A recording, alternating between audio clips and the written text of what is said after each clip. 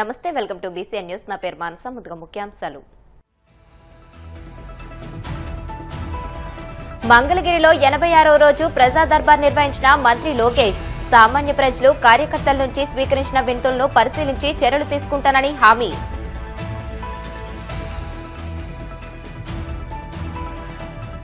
రాష్ట్ర విభజన, వైసీపీ దివాలా పాలన వల్ల రాష్ట్ర ఆర్థిక పరిస్థితి అధ్వానంగా మారింది.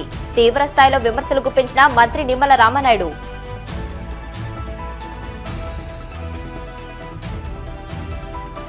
రాయలసీమ లిఫ్ట్ ఇరిగేషన్ ప్రాజెక్టును పూర్తి చేయాలని డిమాండ్ చేస్తూ ఉద్యమం ఉధృతం చేయాలి పిలుపునిచ్చిన వైసీపీ నేతలు.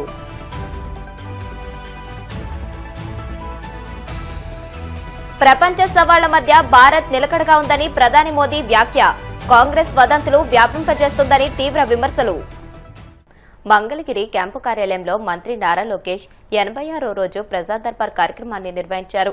ఈ సందర్భంగా మంత్రిని కలిసేందుకు సామాన్య ప్రజలు, టీడీపీ కార్యకర్తలు పెద్ద సంఖ్యలో తరలివచ్చారు. ప్రతి ఒక్కరిని ఆప్యాయంగా పలకరించిన లోకేష్ వారి సమస్యలను ఓపికగా విని వినతి పత్రాలు స్వీకరించారు. ప్రజా దర్బార్లో పలువురు తమ గోడును మంత్రి ముందు వెళ్లబోసుకున్నారు. ప్రజల నుంచి వచ్చిన వినతులన్నింటినీ పరిశీలించి తగిన చర్యలు తీసుకుని న్యాయం చేస్తామని మంత్రి లోకేష్ వారికి భరోసా ఇచ్చారు.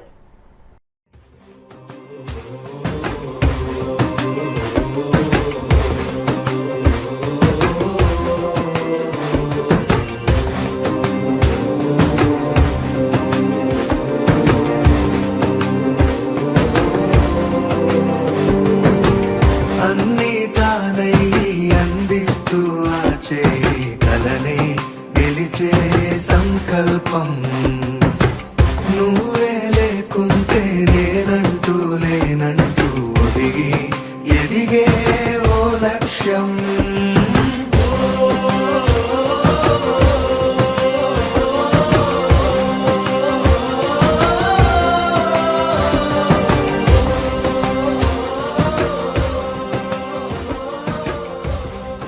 గత వైసీపీ ప్రభుత్వం హయాంలో జరిగిన విధ్వంసం కారణంగా ఆర్థిక ఇబ్బందులు వెంటాడుతున్నాయని, సూపర్ 6 పథకాల అమలులో రాజీ లేకుండా పక్కాగా అమలు చేస్తున్నామని కర్నూలు జిల్లా ఇన్ఛార్జ్ మంత్రి నిమ్మల రామనాయుడు పేర్కొన్నారు. కర్నూలు కలెక్టరేట్లోని సునైన ఆడిటోరియంలో జరిగిన జిల్లా 2026-27 బడ్జెట్ అవుట్రీచ్ కార్యక్రమానికి మంత్రి టీజీ భరత్, కలెక్టర్ సిరి, ఎమ్మెల్యేలు, నియోజకవర్గాల ఇన్ఛార్జీలు హాజరయ్యారు. ఈ సందర్భంగా మంత్రి నిమ్మల మాట్లాడుతూ రాష్ట్ర విభజన, వైసీపీ దివాలా పాలన వల్ల రాష్ట్ర ఆర్థిక పరిస్థితి అధ్వానంగా మారిందని అన్నారు. వెంటిలేటర్పై ఉన్న ఆర్థిక వ్యవస్థను ప్రధాని మోదీ, డిప్యూటీ సీఎం పవన్ సహకారం, స్వీయ పాలనానుభవంతో సీఎం చంద్రబాబు చక్కదిద్దుతున్నారని అన్నారు.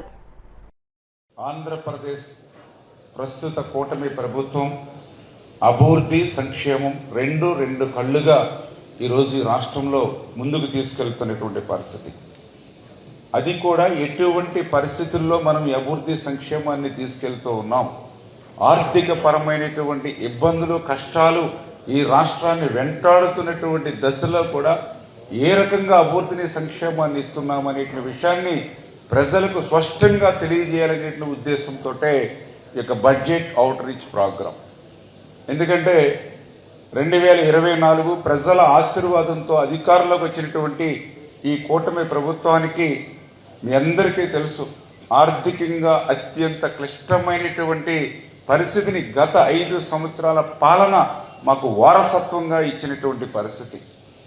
2024లో ఆర్థిక పరిస్థితి చూస్తే వెంటిలేటర్ మీద ఉన్నటువంటి ఆర్థిక పరిస్థితి, వెంటిలేటర్ మీద ఉన్నటువంటి ఆర్థిక స్థితిని ఈరోజు మేము పూర్తిగా 100% బాగు చేసేసామని చెప్పలేము. కానీ పరిపాలనా దక్షత ఉన్నటువంటి వ్యక్తి ముఖ్యమంత్రిగా ఉండడం చంద్రబాబు నాయుడు గారు, ఆయనకి కొండంత అండగా ఉప ముఖ్యమంత్రి పవన్ కళ్యాణ్ గారు ఉండడం, వీళ్ళిద్దరికీ తోడుగా నరేంద్ర మోడీ గారు ప్రధానమంత్రిగా సహాయ సహకారాలు అందించడం వల్ల ఆ యొక్క వెంటిలేటర్ మీద ఉన్నటువంటి ఆర్థిక వ్యవస్థని ప్రస్తుతానికి ఐసీయూలోకి తీసుకొచ్చాం. మళ్ళీ ఐసీయూలో ఉన్నటువంటి ఆర్థిక వ్యవస్థను మళ్ళీ మన భాషలో చెప్పాలంటే మళ్ళీ రూమ్కి అంటే తీసుకొచ్చి షిఫ్ట్ చేయాలి. మళ్ళీ ఆ రూమ్ నుంచి మళ్ళీ ఇంటికి క్షేమంగా పంపిస్తేనే ఆ పేషెంట్ని, అంటే మీ అందరికీ తెలుసు, ఒక్కసారి వెంటిలేటర్ మీద కనుక పేషెంట్ చేరితే మనకి కేవలం 5 to 10% ఛాన్సెస్ ఉంటాయి. అంటే అటువంటి స్థితి ఈరోజు ఆర్థిక పరిస్థితి. అటువంటి వెంటిలేటర్ నుంచి వెనక్కి ఐసీయూలు తీసుకొచ్చాం. ఖచ్చితంగా ఈ ఐసీ నుంచి రూమ్కి, రూమ్ నుంచి ఇంటికి, అంటే అట్లా ఆర్థిక స్థితిని బాగు చేసుకుంటూ ముందుకే వెళ్తూ ఉంది ఈరోజు కూటమి ప్రభుత్వం గత 20-21 నెలల నుంచి అనేటువంటి విషయాన్ని స్పష్టంగా ఈరోజు ప్రజలందరూ కూడా అర్థం చేసుకోవాలని మీ అందరి ద్వారా కోరుకుంటూ ఉన్నా. రాయలసీమ లిఫ్ట్ ఇరిగేషన్ ప్రాజెక్టును పూర్తి చేయాలని డిమాండ్ చేస్తూ రాష్ట్ర వ్యాప్తంగా ఉద్యమాన్ని ఉధృతం చేయాలని వైసీపీ నేతలు పిలుపునిచ్చారు. అన్నమయ్య జిల్లా మదనపల్లిలో జరిగిన రాయలసీమ లిఫ్ట్ ఇరిగేషన్ తాగునీరు, సాగునీరు భవిష్యత్ కార్యాచరణపై రాజంపేట ఎమ్మెల్యే ఆకేపాటి అమర్నాథ్ రెడ్డి అధ్యక్షతన నిర్వహించిన సమావేశంలో మాజీ మంత్రి పొంగునూరు ఎమ్మెల్యే పెద్దిరెడ్డి రామచంద్రారెడ్డి, తంబళ్లపల్లి ఎమ్మెల్యే పెద్దిరెడ్డి ద్వారకానాథ్ రెడ్డి, పీలేరు మాజీ ఎమ్మెల్యే చింతల రామచంద్రారెడ్డి, మాజీ మంత్రి సాకే శైలజానాథ్, ప్రజాప్రతినిధులు, మున్సిపల్ చైర్మన్లు, సర్పంచ్లు, ఎంపీటీసీలు ముఖ్య నాయకులు పాల్గొన్నారు. ఈరోజు ఈ కార్యక్రమం మనం ఏర్పాటు చేసుకోవడం అంటే చంద్రబాబు నాయుడు దీనికి కారణభూతుడు. ఏం చేద్దంటే రాయలసీమ మీద ఆయనకి ఇసుమంతా కూడా ప్రేమ లేదు, ద్వేషం తప్ప. ఏం చేద్దంటే ఏదో ఆ రోజు రాజశేఖర రెడ్డి గారు కెపాసిటీ పెంచి మనకు 40 టీఎంసీల దాకా అదనంగా నీళ్ళు ఇచ్చారు. ఆ తర్వాత జగన్మోహన్ రెడ్డి గారు ముఖ్యమంత్రి అయిన తర్వాత మనకు ఈ కెపాసిటీ పెంచేది కాదు. వారేమో తెలంగాణలో 800కే నీళ్లు తీసుకుంటా ఉన్నారు, మనం ఎందుకు 834 అడుగులకే నిలిపేయాలా, మరి ఏదో అక్కడ పవర్ జనరేట్ చేస్తూ ఉన్నారనే సొట్టుతో నీళ్ళన్నీ కూడా వాళ్ళే డ్రా చేసేస్తూ ఉన్నారని చెప్పి ఒక ఆలోచనతో రాయలసీమకు న్యాయం చేయాలా. ఇక్కడంతా కూడా చాలా కటిక దరిద్రం ఉంది, కరువు ఉంది, అందరూ కూడా రైతులందరూ కూడా వలసలు పోతూ ఉన్నారు. ఈ ఊర్లలో పనిచేస్తే రైతులకు నామోషిగా ఉంటుంది. అందుకనే బెంగళూరు లేకపోతే హైదరాబాద్ అక్కడెక్కడో వెళ్ళిపోయి పని చేసుకునే పరిస్థితి రైతులకు కలిగింది. మరి నువ్వు 4 సార్లు శాసనసభ్యులుగా ముఖ్యమంత్రి అయ్యావు, ఈ ప్రాంతంలో శాసనసభ్యుడిగా గెలిచావు, ఎప్పుడు కూడా గెలుస్తూనే ఉన్నావు. మరి ఈ ప్రాంతం మీద ఇసుమంతా కూడా ప్రేమ లేదు. జగన్మోహన్ రెడ్డి గారు కుప్పంలో ఒక సమావేశానికి వచ్చి ఆ రోజు ఇది పూర్తి కాలేదు, ఇది పూర్తి చేయాలంటే ఆయన ఆగమేఘాల మీద దాన్ని పూర్తి చేయించాడు. చాలా అంటే ఎక్కువ ఎండాకాలం ఉంటే కూడా అప్పుడు కూడా కొన్ని చెరువులన్నీ కూడా నింపడం జరిగింది. మరి ఇప్పుడు వర్షాలు పడినాయి, నీళ్ళు ఎవరికి అవసరం లేదు, కాలువలో మొత్తం పంపించి తమిళనాడు కూడా పోని నీళ్లు మనం కుప్పం మనమే నీళ్ళు ఇచ్చామని చెప్పి ఆయన ముద్ర వేసుకోవాలని చెప్పి ఆలోచన చేసి ఈరోజు నీళ్లను కంటిన్యూగా కుప్పకు పంపిస్తూ ఉన్నాడు. మరి కుప్పం వాసులు కూడా తెలుసు ఇది జగన్మోహన్ రెడ్డి గారి వల్లే ఈ నీళ్లు రావడం సాధ్యమైంది, లేకపోతే కన్నా మనకు నీళ్లు వచ్చిండవు, ఈడంతా కూడా నటించని చెప్పి వాళ్ళందరికీ కూడా తెలుసు. మరి నేను ఒకటే అడుగుతా ఉన్నాను, ఈరోజు పోతిరెడ్డిపాడు దగ్గర మనం ఏదైతే 90% పూర్తి చేశామో లిఫ్ట్ ఇరిగేషన్, మేమంతా కూడా అక్కడ సందర్శించాం, అన్నీ కూడా పూర్తి అయిపోయాయి. కేవలం ఆ షెడ్లో ఉండే మోటార్లు తెచ్చి అక్కడ బిగిస్తే నీళ్లు రాయలసీమకి అంతా కూడా వస్తాయి. ఇలాంటి పరిస్థితుల్లో నువ్వు నిలపాల్సిన అవసరం ఏముంది? మరి తెలంగాణ పార్లమెంట్ శాసనసభలో మీ స్వయానా మీ శిష్యుడు అక్కడ ముఖ్యమంత్రి రేవంత్ రెడ్డి ఏం చెప్పాడు? నేను చంద్రబాబు నాయుడు గారిని ఒప్పించాను, ఈ రాయలసీమ లిఫ్ట్ ఇరిగేషన్ జరగదు అని చెప్పి ఏదైతే శాసనసభలోనే చెప్పాడో నీకు సిగ్గు లేదా అని అడుగుతా ఉన్నా. ఈ రాష్ట్రంలో రాయలసీమకు భాగం లేదా? రాయలసీమలో వచ్చిన డబ్బులన్నీ నువ్వు తీసుకుపోయి మీ అబ్బ సొత్తు మాదిరి రాజధానిలో పెట్టుకుంటా ఉన్నావు. రాజధానిలో పెట్టి ఈరోజు అక్కడ డెవలప్ చేయాలంట. 50,000 కాకుండా ఇంకా 50,000 ఎకరాలు కావాలంట. గతంలో అక్కడ టెండర్లు పిలిస్తే ఆ రోజు ఒక స్క్వేర్ ఫీట్ రేటు 6,500 అయితే ఈరోజు 11,500కు అదే కాంట్రాక్టర్లకు అదే 5 సంవత్సరాల లోపల పెంచారు. ఏమైనా స్టీల్ రేటు పెరిగిందా, సిమెంట్ రేటు పెరిగిందా, మెటీరియల్ కాస్ట్ పెరిగిందా? ఏది కూడా లేదు. పైపెచ్చు ఉచితంగా ఇసుక మెట్లు అన్నీ కూడా లభిస్తూ ఉన్నాయి. మరి హైదరాబాద్లో అయితే 200 కోట్లు ఉండే ఎకరా ఉండే చోట మనం ఏదైనా ఒక అపార్ట్మెంట్ కొనాలంటే 5,500 నుంచి 6,500 ఇస్తే కొనగలుగుతా ఉన్నాం. మరి ఇక్కడ ఏం రేటు ఉందని చెప్పి నువ్వు కాంట్రాక్టర్కే 11,500 ఇస్తా ఉన్నావు అని చెప్పి అడుగుతా ఉన్నాను. ఏలూరు జిల్లా బేముడోలు మండలం అంబరుపేట బేముడోలు గ్రామాల్లో ఎన్టీఆర్ భరోసా పెన్షన్ పంపిణీ కార్యక్రమంలో ఉంగుటూరు ఎమ్మెల్యే పచ్చమట్ల ధర్మరాజు ఆప్కాప్ చైర్మన్ గన్ని వీరాంజనేయులు పాల్గొన్నారు.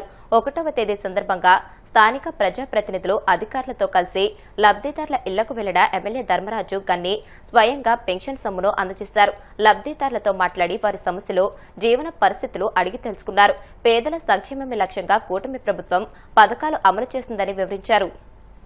ఈరోజు ఉంగుటూరు నియోజకవర్గంలో పెన్షన్ కార్యక్రమాలకి 1వ తారీఖునే అంటే గత 2 సంవత్సరాలుగా ఏదైతే ఎలక్షన్ ముందు ఇచ్చిన హామీ ప్రకారం రాగానే చెప్పిన విధంగా 4,000, 6,000, 10,000, 15,000 వివిధ రకాల పెన్షన్లు అందరికీ కూడా 1వ తారీఖున ఈ రోజు వరకు కూడా 24 నెలలు కూడా అందించడం జరిగింది. అంటే ఎలక్షన్లో చెప్పినట్టుగా ముందు 3 నెలలు కూడా కలిపి వాళ్ళందరికీ కూడా ముందు నెలలో ఇవ్వటం జరిగింది. ఈ రోజుకి 2 సంవత్సరాలు కూడా పూర్తి చేసుకుంటున్నాం. 24 నెలలకి ఇవ్వడం జరిగింది.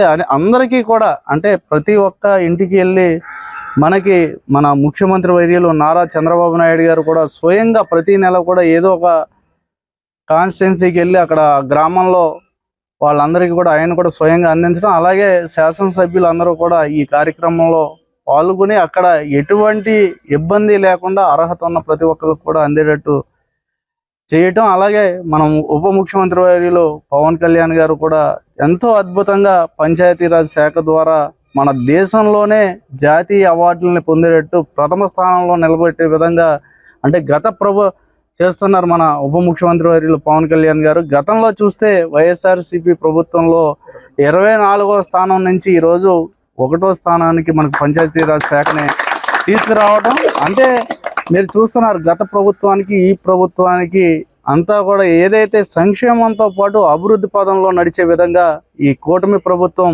మన ముఖ్యమంత్రి నారా చంద్రబాబు నాయుడు గారు, మన ఉప ముఖ్యమంత్రి పవన్ కళ్యాణ్ గారు, మన ప్రధానమంత్రి నరేంద్ర మోడీ గారు ఆశీస్సులతో ఈ రాష్ట్రం మొత్తం ఎంతో అభివృద్ధి చెందుతూ అంటే ఒక విధ్వంసం నుంచి ఒక వికాసం వైపు ప్రయాణిస్తున్న ఈ రాష్ట్రానికి రథసారథులుగా అంటే త్రిబుల్ ఇంజన్ సర్కార్తో చాలా అభివృద్ధి పదంలో నడుస్తున్నాం. ఈ రోజున చూస్తూ ఉంటే వ్యవసాయానికి సంబంధించి కూడా ఏ రైతు కూడా ఎక్కడా కూడా ఇబ్బంది పడకుండా ధాన్యం కొనుగోలులో కూడా చూసి ధాన్యం సేకరించిన వెంటనే 48 గంటల్లో ఇస్తామని చెప్పి 24 గంటల్లోనే ఇవ్వటం అంటే అలాంటి అనేక కార్యక్రమాలని ఏదైతే చెప్పామో ఎలక్షన్ ముందు సూపర్ 6ను కూడా సూపర్ హిట్ చేసుకుని అన్ని కార్యక్రమాలని కూడా ప్రజలు ఏదైతే కోరుకుంటున్నారో ఈ ప్రజాప్రభుత్వం ఈ రైతు ప్రభుత్వంలో అందరూ కూడా సుఖ సంతోషాలతో ఉండాలని ఈ కూటమి ప్రభుత్వం ఎప్పుడు ఆశిస్తుందని మీ అందరికీ కూడా తెలియజేసుకుంటాం.